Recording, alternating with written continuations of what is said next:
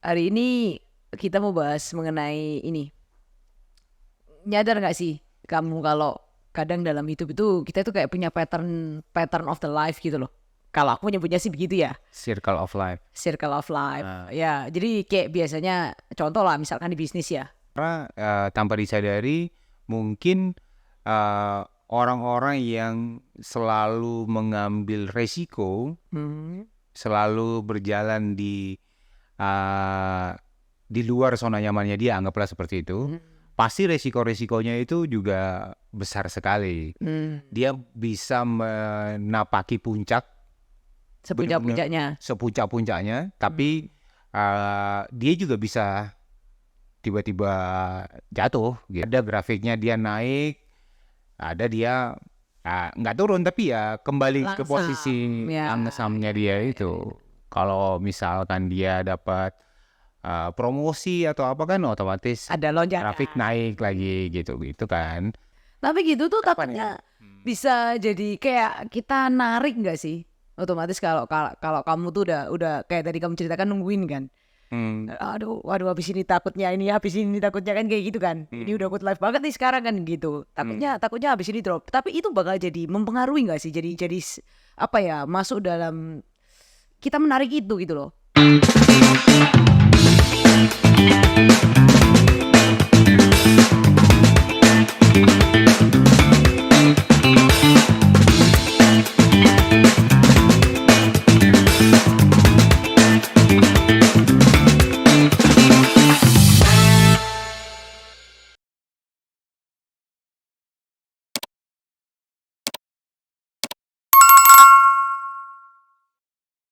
Yo, balik lagi di 35 After Podcast. Hai.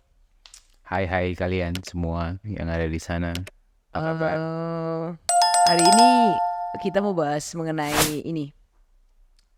Nyadar gak sih kamu kalau kadang dalam hidup itu kita tuh kayak punya pattern of the life gitu loh. Kalau aku nyebutnya sih begitu ya, Circle of life. circle of life. Ya, jadi kayak biasanya contoh lah misalkan di bisnis ya. Kita tuh biasanya itu kan kayak naik, terus kemudian jatuhnya itu dalam banget gitu. Terus kemudian nanti reboundnya itu bisa sampai tinggi banget, terus jatuh lagi, misalkan seperti itu.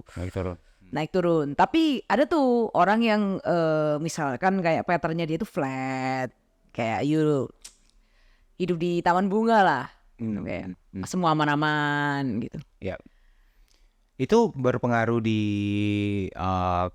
keputusan dalam hidupnya juga sih. Kadang-kadang orang-orang.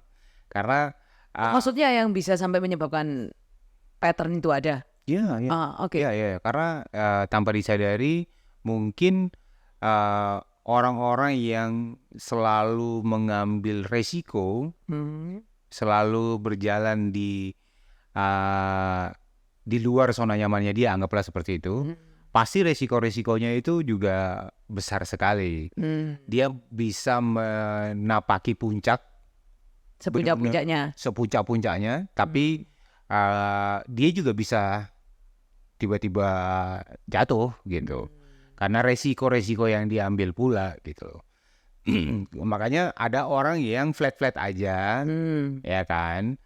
Resikonya tetap ada. Semua orang pasti ada resiko dari pilihan. Tapi lebih minim. Cuman mungkin lebih minim dari yang orang-orang yang mungkin tingkat resikonya lebih tinggi gitu loh.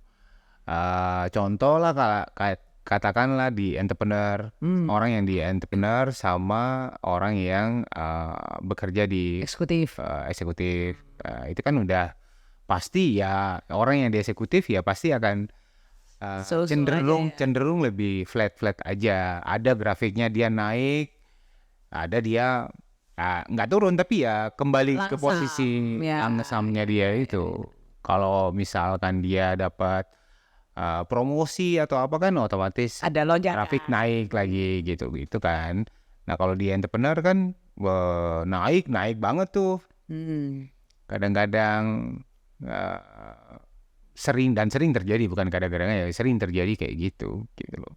Tapi ketika yang hebatnya adalah ketika orang yang udah naik dia bisa konsisten mempertahankan itu. Nah itu yang harus dicari tahu sebenarnya apa rahasianya, tipsnya gitu loh. Dan itu saya percaya kalau memang jam terbang mempengaruhi gitu loh. Pengalamannya ya. Pengalamannya itu yang dari situ dia bisa evaluasi, oh kalau udah di posisi ini apa yang harus dilakukan, bla bla bla bla. Balik lagi ke pertanyaan di awal tadi, percaya soal itu, ya apa ya percaya sih hal-hal yang seperti itu, karena kita kan nggak pernah ada puasnya juga sih. Iya Stop kan? trying ya. Iya, ketika kalau aku pribadi nih, ketika ada di puncak pun juga sebenarnya bahkan aku sampai seringnya seperti itu, naik turun, bahkan aku kadang-kadang nungguin gitu, wah ini lagi good life banget nih. Tapi gitu tuh Kapan takutnya bisa jadi kayak kita narik nggak sih? Otomatis kalau kamu tuh udah kayak tadi kamu ceritakan nungguin kan.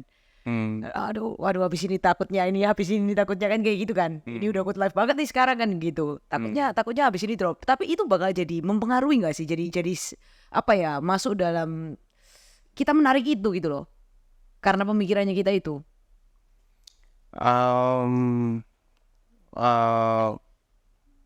Mungkin tanpa disadari iya kali. Karena contoh misal kalau kita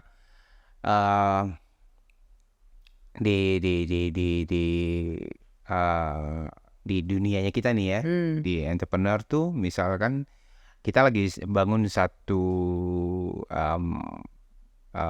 katakanlah di F&B, oke, kita buat cafe atau apapun itu kan pasti kita tahu perencanaannya seperti apa, targetnya seperti apa, goalnya seperti apa kan.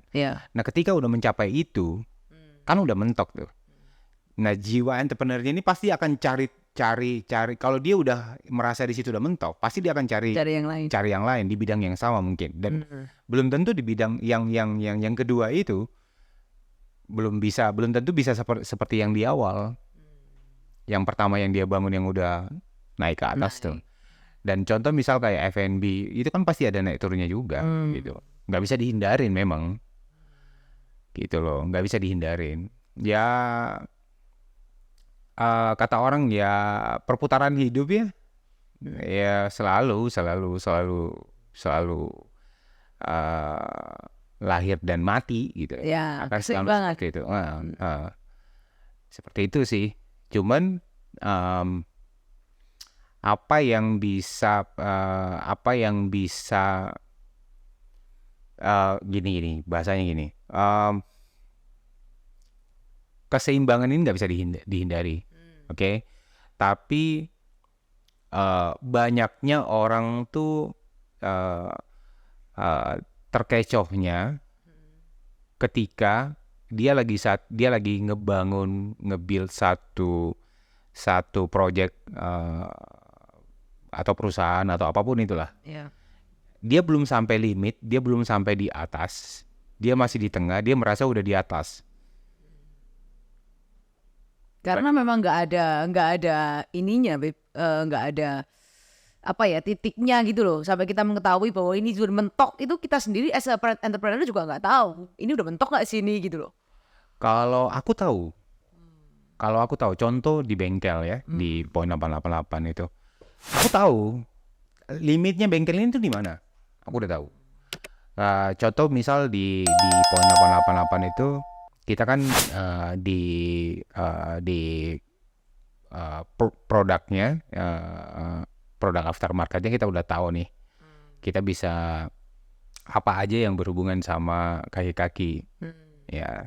Terus di jasanya, misalkan apa aja yang harus dilengkapin, ya kan. Jadi misal kayak di jasa itu misal layanan, sporing, balancing, pergantian ban, velg, jual beli velg dan lain-lain. Dan kalau itu udah terpenuhi semua, ya udah itu limitnya. Udah mentok di situ. Tapi in between kan kadang tuh kayak ya kamu udah mentok, tapi kan tetap nggak bisa, maksudnya aku di sini udah mentok, tapi ini bakal rame terus misalkan. omsetku sekian terus gitu. Kan nggak bisa tuh. Nggak bisa. Nah, kalau pada saat itu kita udah terlanjur nge-build bisnis yang baru kan otomatis kan Nggak. Kalau limit dalam artian ini aku bilang kalau soal hasilnya, babe, kalau soal hasilnya itu kita nggak bakalan bisa, nggak ada matematika pastinya. Kita akan dapatkan berapa. Yang bisa kita siapin adalah gimana caranya kita siapin jasanya kita, mentoknya jasanya kita itu di mana, dan mentoknya produk yang kita tawarkan ke orang itu di mana. Udah itu doang. Kalau bilang masalah hasil kan kita nggak bisa. Sepintar-pintarnya kita nggak bisa kuasain matematika itu. Iya kan. Jadi ya maksudku limitnya tuh di situ. Gitu loh. Aku akan pindah di usaha lain mungkin, di bidang lain mungkin. Kalau aku udah limitnya di situ, udah nemu limitnya di situ udah. Gitu loh. Contoh misalkan ada bengkel, katanya saya ngomongin bengkel karena saya di situ dulu ya teman-teman, karena supaya bisa relate juga. Bengkel ini cuman layanannya spuring dan balancing dan pergantian ban dan pengisian angin ban nitrogen misalkan. Ya udah itu doang limitnya. Kalau bilang hasilnya kan tergantung kuantitasnya orang keluar masuknya. Udah selesai. itu yang kita nggak bisa kontrol ya. Itu yang kita nggak bisa kontrol. Pasti ada yang nggak bisa kita kontrol. Udah di situ sih. Oke. Jadi yang jadi masalah kadang-kadang cuma di situ, orang-orang yang kadang nggak tahu limitnya sampai berapa. Dia udah terlena, dia udah lihat bisnisnya ini udah running seperti seharusnya kelihatannya, padahal memang masih banyak yang bisa dikembangin dari tempatnya itu, tapi dia belum menyadari itu. Akhirnya dia alih-alih pindah ke bidang yang lain, gitu loh. Banyak orang yang terkecoh di situ. Syukurlah kalau dia bisa multitasking ya, misalnya bisa menjalankan beberapa bisnis di bidang yang berbeda dengan bersamaan. Kalau contoh misal kayak aku tuh agak susah gitu. Agak susah. Ya itu kembali ke pribadinya masing-masing. Ya itu aja sih. Tapi kalau dibilang ada ketakutan nggak? Ya ada di situ. Sering lagi ketakutan gitu. Ketakutannya kayak, ini contoh lah kayak 2023, 2022 sebenarnya udah kerasa tuh, udah feeling, wah ini pasti ada yang nggak, ada nih sesuatu yang besar nanti di depan sana yang di kuartal ke 3 2022 itu kan udah kerasa akunya, gitu loh. Apa ya, boom, wah, dan begitulah, kayak gitu. Jadi dulu juga sering gitu, sering kayak, wah, apalagi ya ini nantinya. Malah kita nanti ada bagusnya, ada enggaknya. Kita tuh kayak ketika selalu bertanya-tanya apa ya, itu mengganggu pikiran. Tapi plusnya kita bisa lebih, mungkin kita nggak bisa siap 100%, tapi ada itu kurang lebih kayak gitu. So nggak perlu takut sama pattern of the life ya. Iya, Itu normal. Coba lihat deh, kita lihat aja lah. Kalau kita ngambil yang kelas-kelas middle itu nggak begitu terlalu kelihatan mungkin perbedaannya. Tapi kita lihat-lihatlah petinggi-petinggi di Indo lah, ya kan, yang miliarder, triliuner, yang crazy rich, ya kan, di akhir hidupnya pasti turun juga semuanya gitu. Jadi itu hukum pasti gitu, mati dan hidup dan mati kan, hidup dan akhirnya mati, udah selesai gitu loh.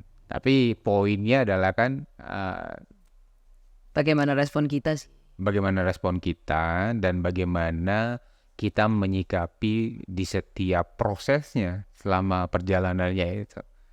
Karena kan itu ilmunya benar-benar nggak bisa dibeli gitu. Itu yang akan diwariskan ke siapapun yang bisa kita kasih. Kayak gitu-gitu sih. Ya.